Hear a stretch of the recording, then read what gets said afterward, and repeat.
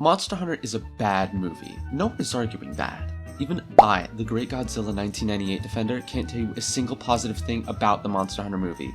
Never has a film actually dealt psychic damage to me before, but the Monster Hunter movie left me feeling physically drained, like a witch, or Vitch, drained me of my power. But there's probably a million videos talking about how this movie sucks. I want to approach it from a different angle. Let me get this thing out of my mouth. There. I sincerely believe that the Monster Hunter movie is the worst adaptation of all time. And yes, I am including the 2000s Dungeons & Dragons movie.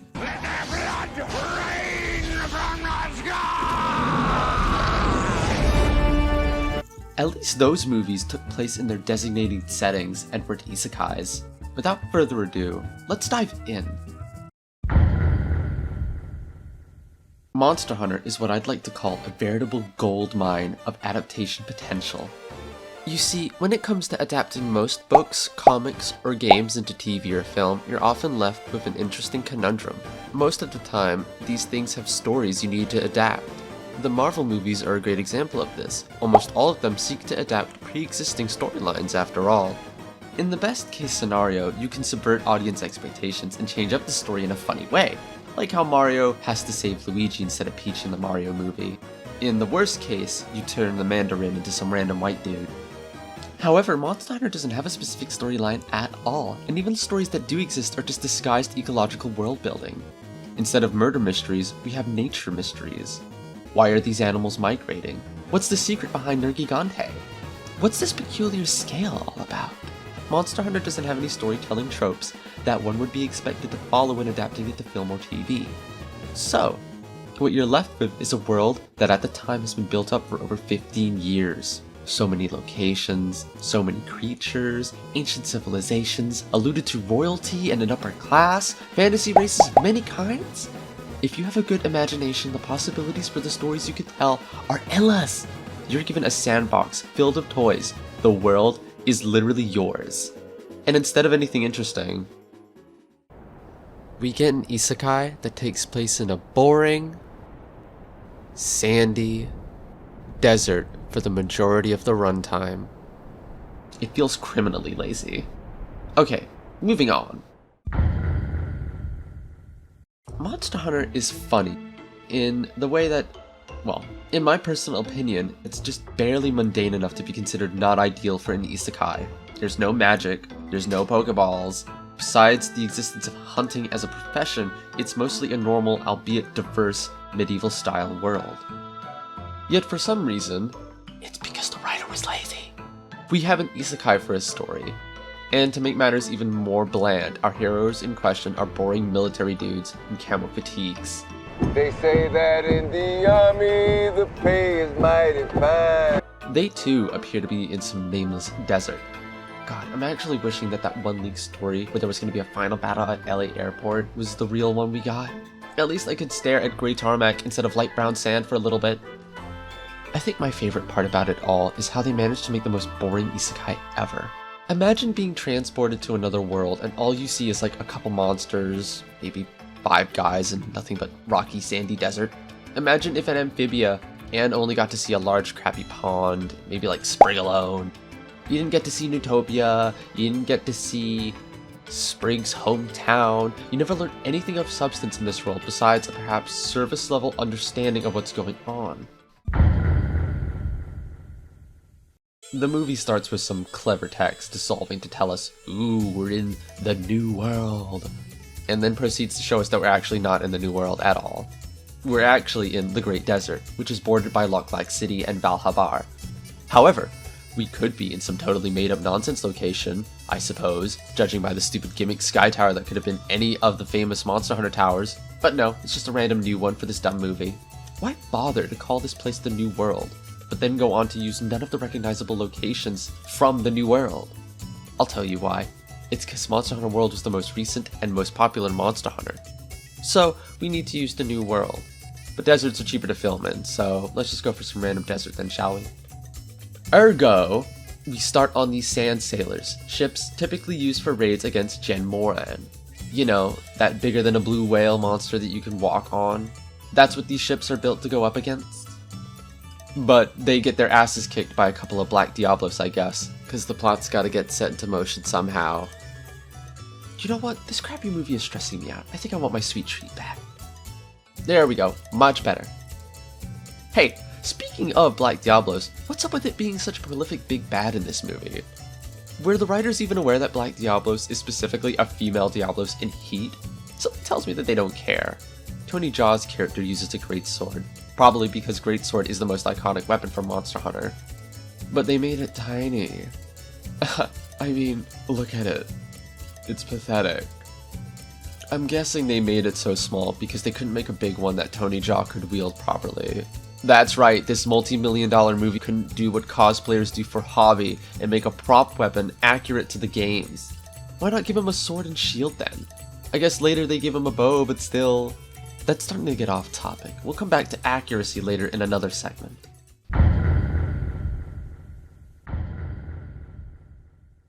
You see two humans fight before you actually see any monster hunting. Actually, you see them fight a couple times before any actual hunting happens. And even when hunting does occur, the main character uses a rocket launcher at one point. Yay. Cool. Later in the movie, there's some Apceros stampeding, and two characters just kinda dance around to divert them. I would say it's pretty cool seeing them trying to hurt them instead of killing them, but one, I don't want to give them any credit, and two, they don't even save their friend from the stampede, only themselves. So it's not even helping anyone else. If they tried to stop and kill them, maybe Tony Jaa wouldn't have to worry about being ran off a cliff if it wasn't for the handler coming to save him. Look how they massacred my boy. Oh, he does the cooking animation. Isn't that cool, I suppose? Please look at how cute and well groomed he's supposed to be. So why'd they make him look so ratty? He looks like a damn pirate. What more can I say, huh? Not much else to say about this. Ron Perlman as the Admiral looks atrocious. Personally, I wouldn't have bothered putting a character like him in the movie. There are certain hairstyles and looks that work great in anime and games. You know, stylized things, but not so much live action. Alright, but importantly, looks aside, this also just doesn't feel like the Admiral. The Admiral doesn't feel like the kind of character to sock someone in the face, nor the type of character to have a gag where the Meowscular Chef gets his fur into his mug. Actually, the Meowscular Chef wouldn't steal someone's mug too. And the handler barely says anything. Why is she here? Much like I mentioned earlier in regards to picking and choosing, these elements are cherry-picked from World without any respect towards the original source material. These locations don't have to actually represent the new world, so long as we just say it's the new world. These characters don't have to act anything like who they are, so long as they vaguely look like them. Nothing has to be passable, just good enough at a glance to say, yep, that's Monster Hunter. I think that despite the handler being infamously hated for how much she talks in Monster Hunter World, doesn't even say that much at all in this film. She's just there. Okay, you know what? We've delayed long enough. Let's get into the real meat and potatoes of why this film is a horrible adaptation. Black Diablos. Whatever. Inoffensive.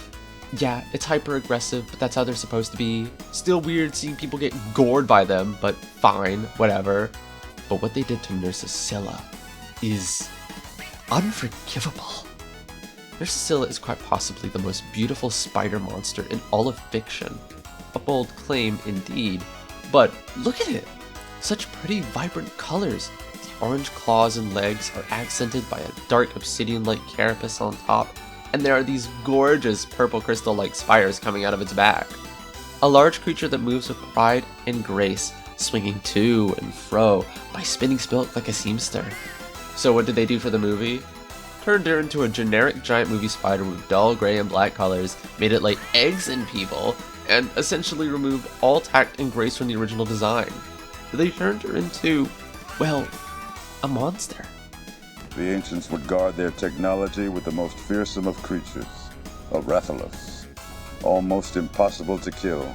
This line is insane, right?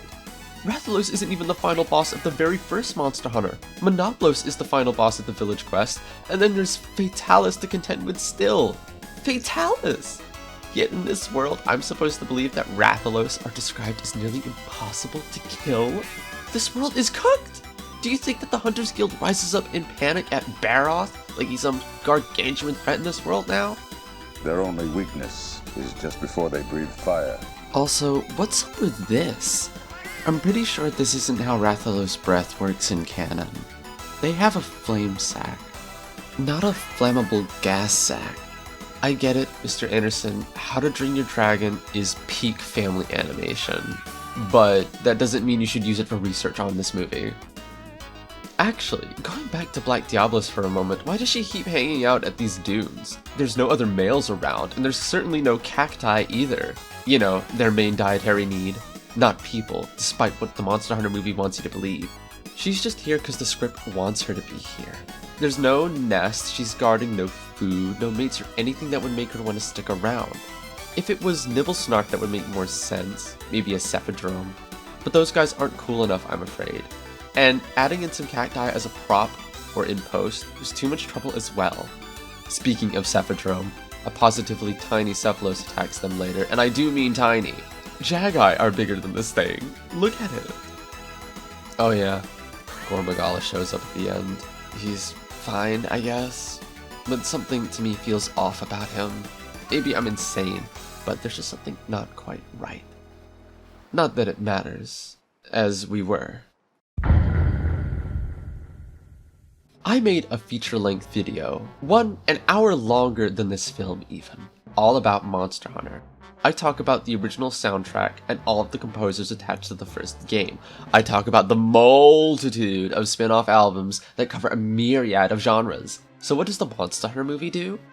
Uses the same composer for Rainbow Six Siege of all things to make some unfitting electro-synth music for the whole film's score. It's so out of place that it's jarring. It's frankly incredible to make a movie like this and have so many smashed together elements that don't work for Monster Hunter at all. Imagine how dope it would be to have a climactic battle end with the tides turning in favor of the heroes, and proof of a hero starts playing. It writes itself. Except it doesn't write itself. It's already been written by many other Monster Hunter games already. Chinese. Okay. I said I wasn't going to talk about the movie itself, and only speak of it in terms of adaptation. But this one throwaway joke scene is genuinely so important for how this movie performed. So, fun fact! Upon doing research for this video, this moment of the film has been added to a Wikipedia article about racist playground chants. Can you see where this is going? But wait, it gets so much worse. So the whole joke scene sounds familiar to a playground chant that goes something like Chinese, Japanese, dirty knees, look at these.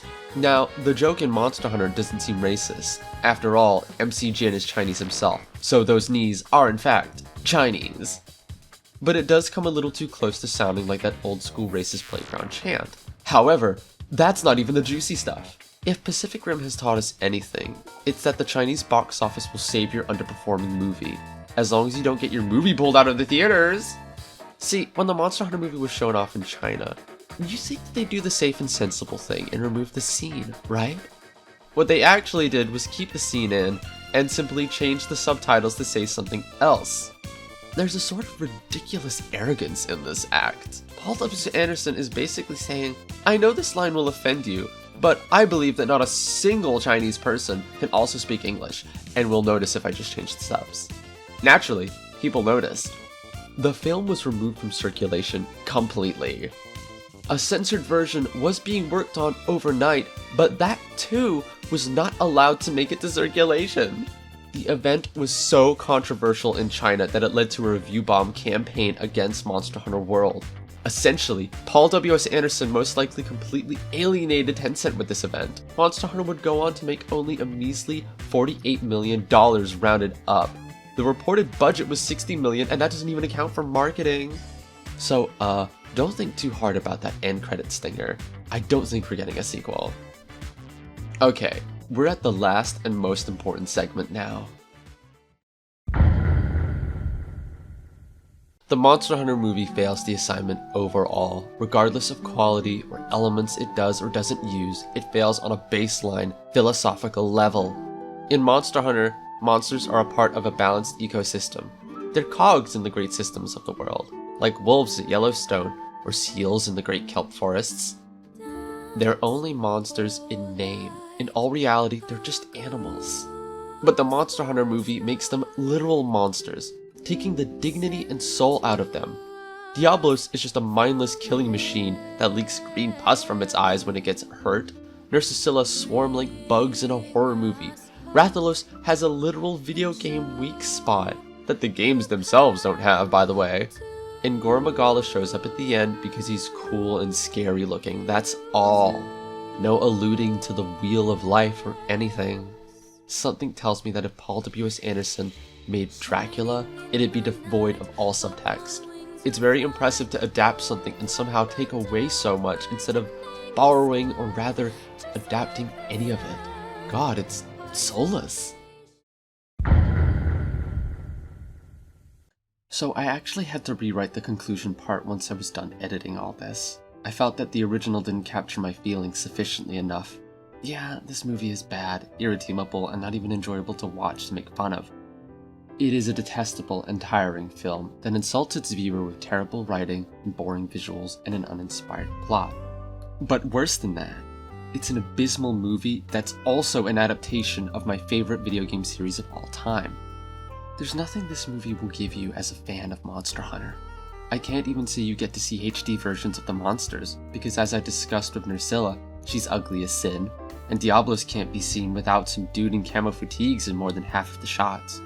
It's almost comedic that the Legends of the Guild movie came out at around the same time as this film. It's not a great movie, but it definitely succeeds as an adaptation. Paul W.S. Anderson's Monster Hunter is a net negative from Monster Hunter as a collection of art. It's like a parasite. It takes the name and a few of the monsters and uses it for its own personal gain, trying to get the butts of fans into movie theaters, coughing up their hard-earned cash for Anderson and his wife. He doesn't care about or love Monster Hunter. If he says he does, I don't believe him. Actions speak louder than words, and this film existing is the loudest action one could have done. I know now how Anderson sees Monster Hunter, and it's an ugly view. All of his movies are like this, to be honest, of the ones I've seen anyway. While the first Resident Evil had enough entertainment value and B-movie camp to be very enjoyable, it began to get tiring watching mainstay Resident Evil characters get taken out the story, so that Alice could be the main focus forever. And these movies kept getting made because they were profitable, each one costing an average of $50 million to make, so despite how Resident Evil fans trended toward disliking the movies, they kept getting made regardless. I can only hope that the combination of the utter commercial and critical failure of the Monster Hunter movie means that they'll never let Anderson make another one of these films, or another Monster Hunter at the least. Monster Hunter means the absolute world to me, if you couldn't already tell from my feature-length video about the franchise and everything that surrounds it. So understand this. I feel with my whole heart that this film is an insult to the fans. Whether on purpose or not, it is a spit to the faces of the people who appreciate Monster Hunter and its world. I can only hope that we get another chance at an adaptation. Hell, I wish I could make it myself. Personally, I'd make it a miniseries, a la Dinotopia, allowing plenty of time for world building and character development. I'd also make sure that my filming conditions aren't deadly to the stunt team. So yeah, in conclusion, I think I can say that my strongest opinion is that this film is anti-art. It's a terrible view into the mind of the person who made it, someone who takes and never gives, and can't see beyond the surface of a video game at even the most basic of subtext. Hell, at this point, I doubt he could see the text. It's taken something beautiful and sucked the dignity out of it, leaving us with a horrible, superficial, and cynical product. I think we can end it off here, or I'm just gonna be angry in circles. Well, thanks for watching, and I'll see you in the next one.